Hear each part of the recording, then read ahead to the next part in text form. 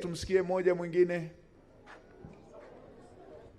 Mheshimiwa Waziri Mkuu, mimi binafsi kwanza kwa niaba ya watu wa Hanang tunakushukuru kwa sababu ya kuweza kufika Hanang na kusikiliza kero za watu wa Hanang. Ninaomba hili ulichukulie, na hili ni tatizo linalowakabili wakulima wengi wa Hanang na wengine wa nje ya Hanang. Mheshimiwa Waziri Mkuu, swala hili watu wanaona kama lidogo, lakini swala linalotuumiza sisi wakulima. Tunahitaji viongozi wanaoweza kulichunguza na kuona kwamba tunaumia kwa kiwango kikubwa. Mheshimiwa Waziri Mkuu, bei ya mbegu katika nchi ya Tanzania na hasa mikoa yetu hii ya wakulima iko juu sana. Mheshimiwa Waziri Mkuu, mbegu ya mahindi inauzwa shilingi 7,500 kwa kilo, sawa na kilo 100 ambayo ni sawa na gunia moja. Mkulima anauziwa kwa shilingi 750,000. Wakati mkulima huyo baada ya kuvuna mazao yake ya gunia kilo 100 ya mahindi anauza shilingi 50,000.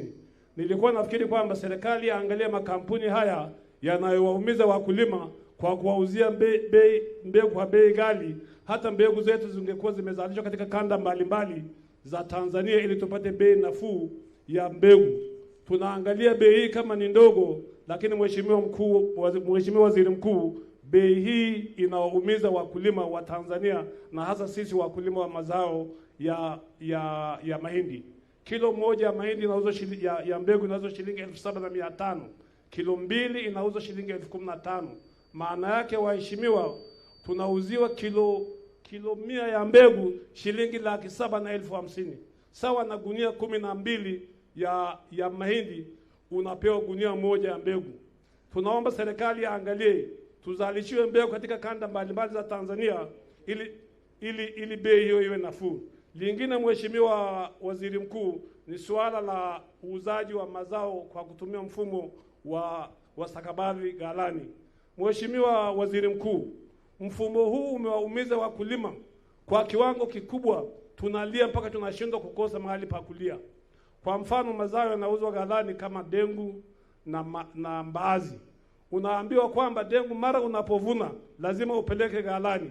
Ukifika ghalani hakuna bei maalum, hawana fedha cash, na watu wanaoweza kupeleka ghalani si wote.